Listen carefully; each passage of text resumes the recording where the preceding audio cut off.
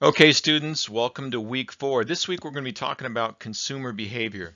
And I want to note that these lectures provide you content that you're not going to find even if you have the old textbook, or probably even if you use the AMA dictionary website. So pay attention because this information you're going to get only from these lecture slides, and it won't be available in the textbook or on the resource websites that I'm giving you as alternates to the textbook. So this is the highlights from the consumer behavior course that I've taught at University of San Diego. So let's talk about consumer behavior, and you see your definition there. But really the question that we want to start out is asking ourselves, why do we buy things? Why do we buy things that frankly we don't need? We don't really need much to get along in this world. And if you remember at the very beginning of this course, in my very first lecture, I introduced you to Prahlad Jani on the left of your slide there, who's a breatharian, which is a Hindu practice of some devout Hindus live on breath alone and they don't eat. And there's been some science substantiating this. Now, whether his claims of never eating for 70 years are valid or not remains to be determined. But it does strike a chord in getting us to think about how little we actually do need to get by in this world. So why do we adorn our lives with all of these things? Are we being sold a bunch of stuff that we don't need, or do we actually need these things? And here we enter the realm of consumer behavior. And the goal here as marketers is to get into the psychology of why people buy things and use these powers to help us get them to buy our things. So here's your 5 learning objectives this week. I apologize, my video is kind of cropping on the number 5 one there, but read these at your own leisure, and I'll be ticking through these items in this lecture. And your key terms pretty much match up with your learning objectives.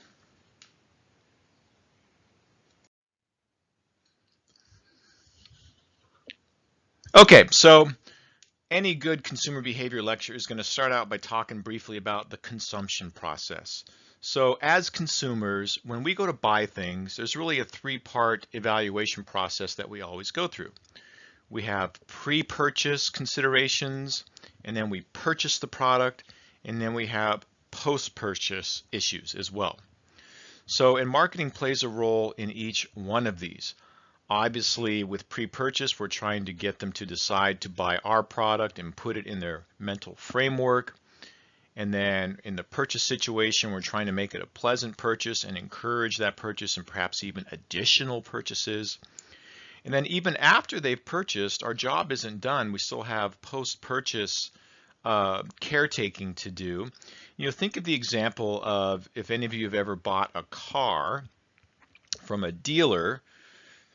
After you buy that car, your first couple of services are usually free, and you bring the car in and they give you a free oil change and they wash your car.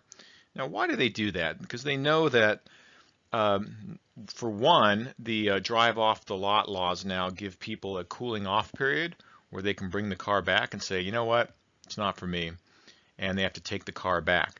So they're trying to get you past that cooling off period where you're driving that car off the lot and taking it home and wondering, did I just get ripped off? Was this a good deal or not? Did I spend too much money? Well, that's what we call post-purchase dissonance, or more commonly referred to as buyer's remorse. And they figured out that if they can keep the customer happy and wash the car and service the car, that we're still feeling good about our purchase because we're still evaluating our purchase even after we've purchased it. We might be very happy with that car purchase until we find out that somebody else, a friend of a friend, bought the identical car and they got it for less money. Now we feel terrible. That's where the post-purchase evaluation process comes into. People buy things for a variety of reasons. So in this lecture, we're going to be diving into why do we buy? People buy products to adorn their lives and kind of support the role and identity that they have for themselves. and marketing is influencing that entire process. Welcome back, and I've done my magical shirt change. So this slide has a wonderful video from business strategist Simon Sinek, and he did a TED Talk several years back about the golden circle. You can see the embedded video above me. This is a YouTube video lecture, so you can't access that video directly. So to do that, you will need to pause here, go to the resource page for week 4 on Canvas, and you will see a link to the video under that resource page there. So take a minute and watch that video. And what's interesting about this video is that Mr. Sinek has done some research about what gets people to buy things. And it's not, as marketers, talking about all the features and benefits of the product. It's not about what the products do. It's more about what the products mean and what the company means to the person. So take a minute and watch that video, and then on the bottom of the slide you'll see I have 2 questions. So please think about this. What brands have strong brand loyalty for you? What brands are you loyal to, and why? And does any of the concepts that Mr. Sinek is talking about in his video add to your loyalty of those products? And what do those brands mean to people? Think of a company like Apple, and this is featured in his video, but Apple is known for making cool stuff, really high design, cool, easy to use technology stuff. So the reason people buy Apple products isn't just about the features and benefits of those products, because there's other companies that have products with similar features and benefits. So there's something else at play. Watch the video and you'll learn more. Thank you. Your next learning objective has to do with the concept of motivation and drive. So motivation is how charged up are we to pursue something.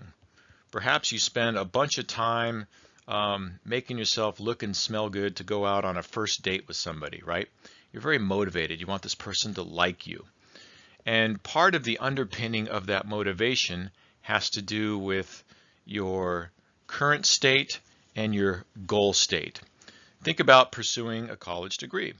You might be dissatisfied with your lot in life and your current career, and common complaint is I want to make more money, or I want to have a job that has more meaning, more responsibility, and uses my brain. So you're here at a dead-end job, and you want to be here at a job that has meaning and income that are at higher levels, right? And the bigger that gap is between I'm here and I want to be here, the more dissatisfied you are. That creates tension, and that tension is transferred into motivation. So motivation is goal-oriented, wanting to change your situation. And we've all been in those situations. Think of how productive you are right before you're getting ready to go on vacation, and you're at work and you're still getting tasked with things to do, and how hyper productive you are at clearing your calendar and delegating work and doing everything you need to do to make sure that you can clear your calendar for that vacation, because you have a high degree of motivation, and your goal state up here, going to that beautiful trip to Hawaii or whatever, is high. So drive is really the level of urgency that's created by how much tension you have, dissatisfaction with the gap between where you're at and where you want to be. The gap can also work in reverse, where you were at and you're dropped down to a new low current state. That can be if you had a great job and you got fired, and now your income's gone down and your life circumstances has gone down. Once again, you have a big gap. So, but drive is internally generated. It doesn't come from us as marketers influencing you directly. And that brings us to your next learning objective, this concept of drive theory versus expectancy theory. So drive theory is internal. Drive theory is the process you go through that says, if I do this, I will get this. So this helps reduce my tension accordingly. So for example, a lot of people wake up and they go to Starbucks and they get a cup of coffee first thing in the morning. Why? Because it reduces their tension. So I have this drive, I need something to wake up, and when I get my cup of coffee, it reduces that tension, right? Or I have to check my phone first thing when I wake up in the morning. Why? Because I wake up and if I don't check my phone, it creates tension. You know, extreme examples would be if somebody's addicted to drugs. Uh, if I don't take this drug, I'm going to have a bunch of tension, right? So I'm not talking about prescription stuff that is needed medically, but where somebody feels a strong need that they have to reduce their tension if they don't get this thing, okay? So that's drive theory. And it's the desire to reduce the tension of not having. So, you know, food advertising oftentimes will move towards this drive theory. The expectancy theory, and I may have misquoted that a little bit at the beginning of this slide. The expectancy theory is if I do this, I will get that. So, for example, you see an ad there from Axe deodorant, which is encouraging men to use this deodorant, and if you spray more of the Axe deodorant, you're going to get more women, get more dates, kind of stuff, right? So spray more, get more. So expecting a desirable outcome from certain behaviors. If I do this, I will get that. All right, so your next learning objective is the difference between needs versus wants and understanding that difference. So needs are a motivation, and how strong is that motivation to satisfy a drive. That can be a baseline Maslow's hierarchy of needs need, like physiological, food, rest, thirst, sex. That'd be a baseline hierarchy of need. But then you move up to safety, and then kind of some self-esteem and self-actualization needs go up from there. So, but how strong is the motivation to satisfy that drive? So that's a need. A want is the direction of the motivation, and this is where marketing steps in. So how is the consumer going to reduce that that drive, that tension? You're hungry and you haven't eaten and you want some food. My sons would tell me, Dad, we need In-N-Out. And I would say, no, sons, you want In-N-Out. And they would always get upset at me. So marketing is trying to influence that need and make it specific that the consumer is going to want your product. So what gets us to want one product to satisfy a need versus another product to satisfy that need? Now that want is shaped by personal factors, many of them cultural, so the way your family was, et cetera, et cetera. So your reference groups and people that you hang out with, all of that can impact the direction of your motivation to having a specific want. I want a Chevy truck. I only drive Chevys, versus just a need for a new truck, right? So that's the difference between needs versus wants. This is Maslow's hierarchy of needs, and I'm not going to cover this now, but you can look at this and see how our baseline needs need to get taken care of first before we can move up to higher level needs. Now these next slides, slides 11 and 12, you can just reflect on these questions that I have for you here.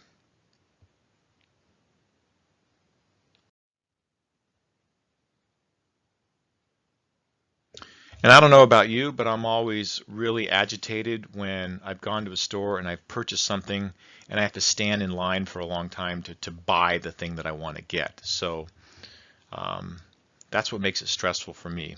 Impatient once I actually have the thing I want to just pay for and get out of there.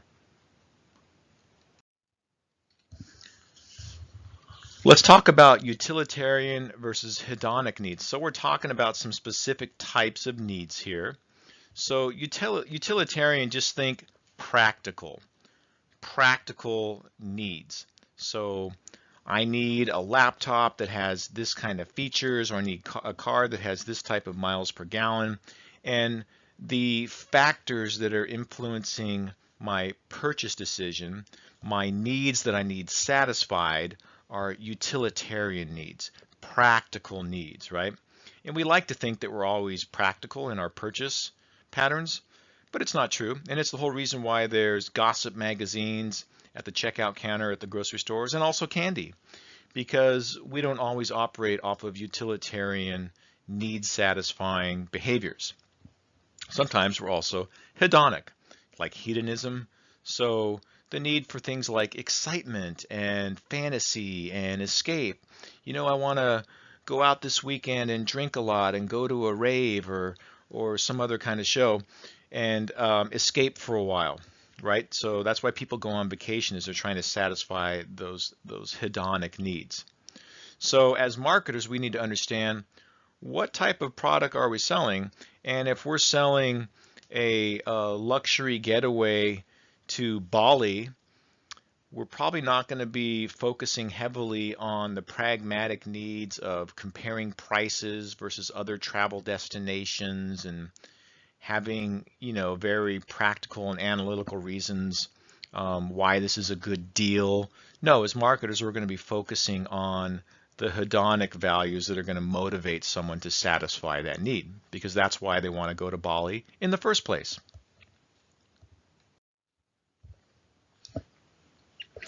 The next series of slides, 14 through 17, you can just view these. We've already talked about demographics. This is just a rehash of the common demographic segments. And understand demographics versus psychographics. You don't need to worry about social class.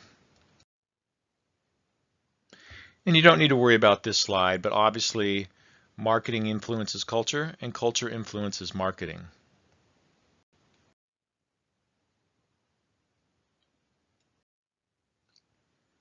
So to wrap it all up with this first consumer behavior lecture, make sure you go back to those learning objectives. Those are the main things you need to capture out of this lecture.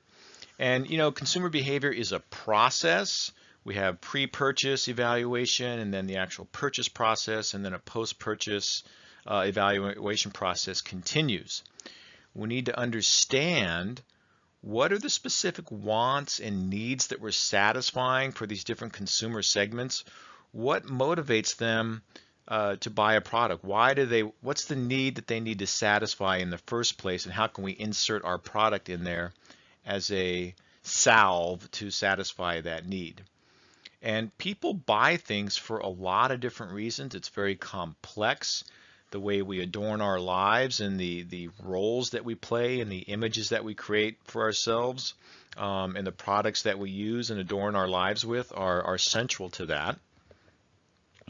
And another thing with item 5 here is that we're living in a new environment now where with technology we are always on. We all have our cell phones at all times, and they're always on, and we're checking them. And we can look anything up. If we need to know something, we can do a Google search. If we want to find a place to eat, we can instantly look at Yelp. And if we want to go out on a date, we can swipe left and swipe right. So we're in our social media sites. We're constantly preening our image and sending pictures of the good meals that we're eating on Instagram.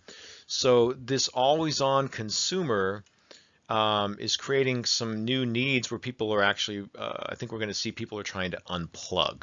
So that's it for this first lecture. Thank you so much. We have one more on consumer behavior with your lecture number 2.